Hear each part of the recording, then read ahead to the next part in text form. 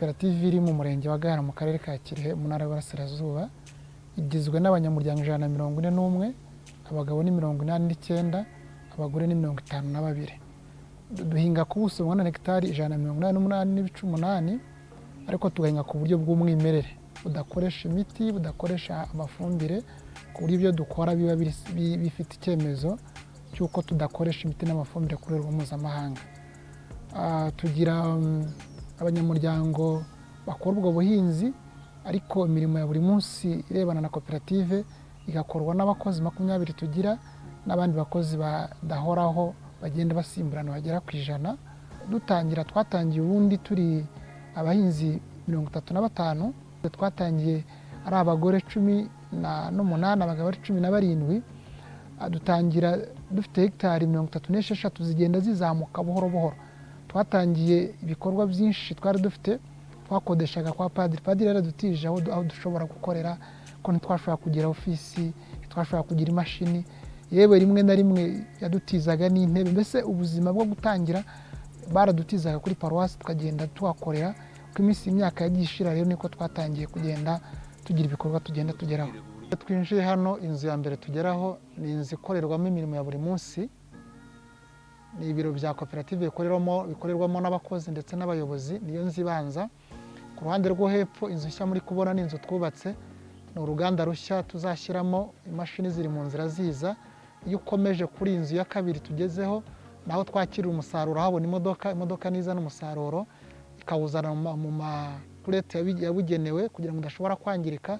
Iyo ugeze hano ugiye ku ruhande rwo haruguru, ubona inzu iriho abakozi bahinduramo imyambaro.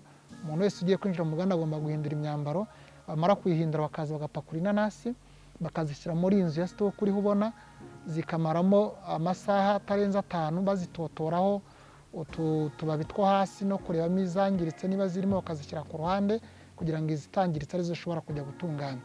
Iyo ukomeje kuri iyi nzu yindi tugezeho, niho zinjira zikurikije amagarade yazo, izihiye cyane, izihiye buhoro n'izihiye buhoro cyane. Zagera muri iyo nzu agatangira kuzoza dukoresheje amazi meza ari filitire, atarimo imiti, ariko tuba twakoze ku buryo dukuramo imyanda tukanica udusimba turimo, tukaza tukashyira muri za lavabo, urazibona neza, tukazoza dukoresheje ibiroso. Twamara kuzoza tukazitwara mu kindi cyumba. Iki cyumba tugezemo ni cya cyumba bazihatiramo, barahata n'ibyuma bisanzwe uriho urabibona. Bamara kuzihata bagashyira kuri imashini uriho ubona, bakacamo uduce duto, hanyuma bamara gucamo uduce duto zikava muri iki cyumba, noneho zikajya muri iki gikurikiyeho tugezemo. Icyo cyumba nacyo iyo zigezemo zishyirwa ku dutanda twabugenewe, noneho zigakurwamo imitima dukoresheje nanone ibyuma byabigenewe. Iyo tumaze kuzikora muri iki cyumba tuzishyira muri imashini yumisha. Iyo tumaze kuzishyiramo zimaramo amasaha 16 kugeza ku masaha 18. Tuba tureba igipimo cy'ubushyuhe nibura ko kigomba kuba kiri hagati ya 65 na 70. Imashini irabitwereka kuri taburo urayibona. Hanyuma iyo zimazemo amasaha 16 kugeza ku masaha 18 ziba zigeze igihe cyo gushya. Tuzikuramo, abantu bakazikura kuri twa dutanda tuzishyira muri aya mabox uriho ubona, zikamara amasaha 24 kugira ngo zishobore guhora. Iyo zivuye muri iki cyumba twazishyizemo ngo zishobore guhora, tuzijyana mu cyumba dupakiriramo. Muri cyumba dupakiriramo icyo dukora ni ukuzishyira mu dusashe duto tw'amagarama 100 no mu masashe manini yabigenewe. Hanyuma tukazifuga dukoresheje imashini ishyiramo nitrogen, ku buryo igihe tuzipakira uko zasaga ariko zizaba zisa mu gihe zizaba zageze ku muguzi. Iyo tuvuye aha ngaha tuzipakirira, icyo dukora tuzishyira mu makarito y'ibiro 4, hagenda hajyamo amasashe 2 cyangwa se ibiro 3 n'amagarama 600, twajyamo udusashe dutoya. Twareza tukazifunga neza, tugashyiraho ibirango. Twamara gushyiraho ibirango tukazifunga neza, tugashyira mu yandi makarito manini. Karito imwe ibijyamo amakarito 6, zikajyana muri stoke.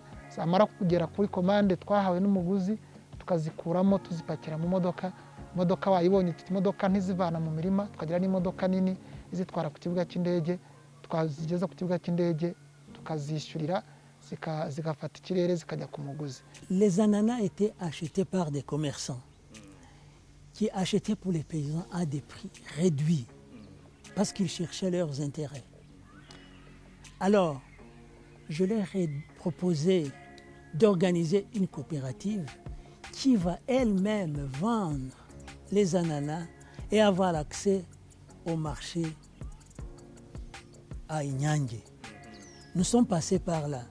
Quand le prix est passé de 60 à 100, l'ananas. Quand nous avons construit l'usine de séchage, l'ananas est passé de 100 à 130 francs le kilo. Un ananas peut avoir jusqu'à 3 kilos, jusqu'à 2 kilos. buri mwaka nibwo tubarura umutungo twabaruye muri 2019 byari miliyoni 231 n'ibihumbi 110 na 421 n'amafaranga 21, ariko ubu kuko icyo gihe twabaruraga iyi modoka nshya mubona ntabwo yari iriho, ziriya nzu y'epfo ntiyari iriho, ubundi tubarura nko muri 2020 tuzaba tugeze nibura muri miliyoni nka 400, kuko inzu twakizeho ifite miliyoni 150, imodoka ifite miliyoni 40, hari imashini zagira Dar es Salaam muri uko kwezi ifite miliyoni nazo 43 n'ibindi bikorwa twagiye twongeramo, ko tubibarura buri mwaka ndibwira ko uyu mwaka tuzaba tugeze nibura nko muri miliyoni 400. La population a gagné beaucoup parce qu'aujourd'hui on leur paye Ejo Heza et la mutuelle de santé. C'est la coopérative qui paie. Les membres ne remboursent pas. C'est un don de la coopérative.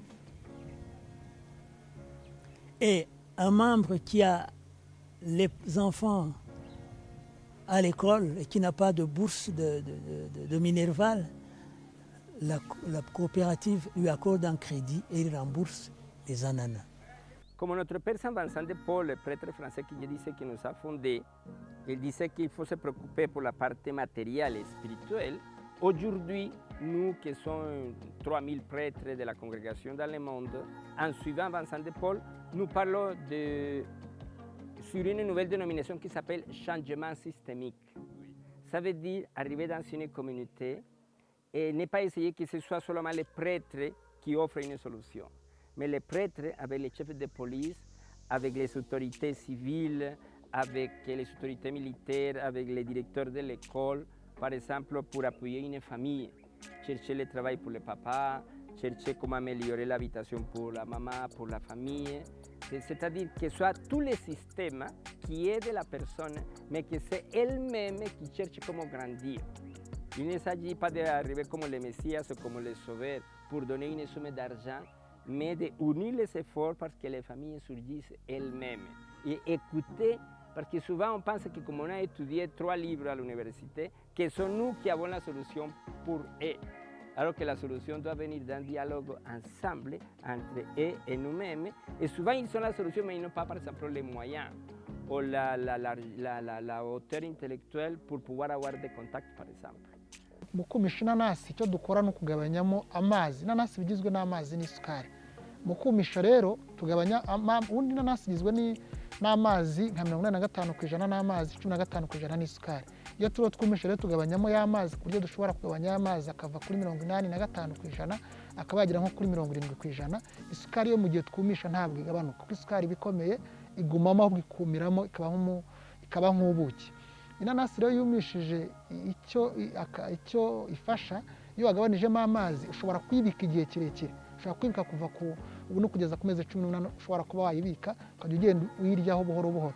Mu kumisha ntacyo utakaza kuko nta amazi wagabanijemo, uburyo n'intungamubiri zikagumamo, uburyo umuntu ayirya ni nko kuwarya imbuto n'ubundi imbuto zisanzwe. Ibyo ushobora kuvanamo za vitamine C byanze bikunze n'ubundi ziba zagumyemo uzisangamo. Mu kuzirya izo nanasi zumye n'ubundi uzirya nk'urya imbuto zisanzwe.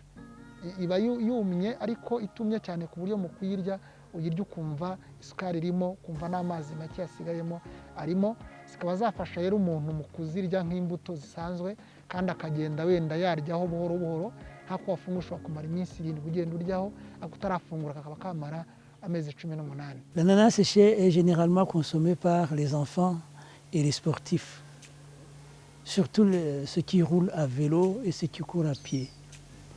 Il est conservable pendant 1 année.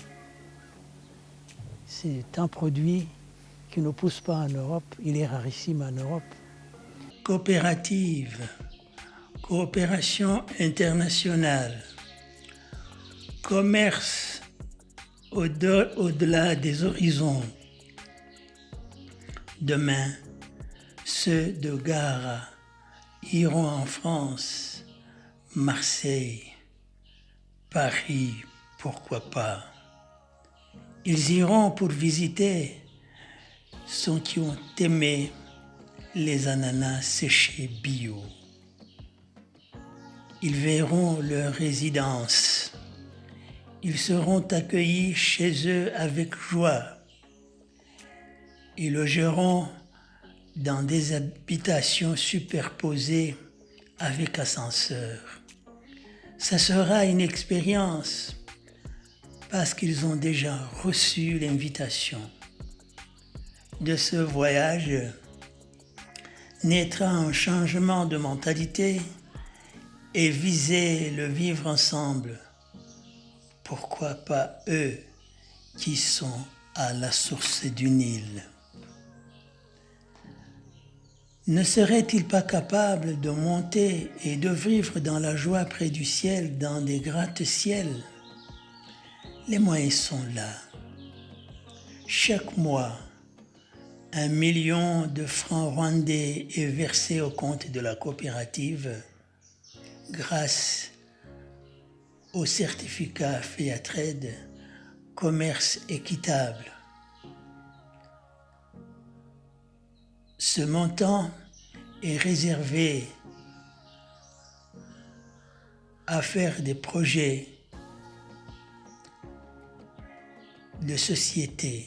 Nous habiterons à l'étage, nous vivrons dans la communion et la joie.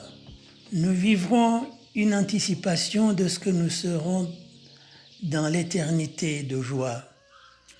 Nous danserons avec des voix symphoniques et une chorégraphie harmonieuse.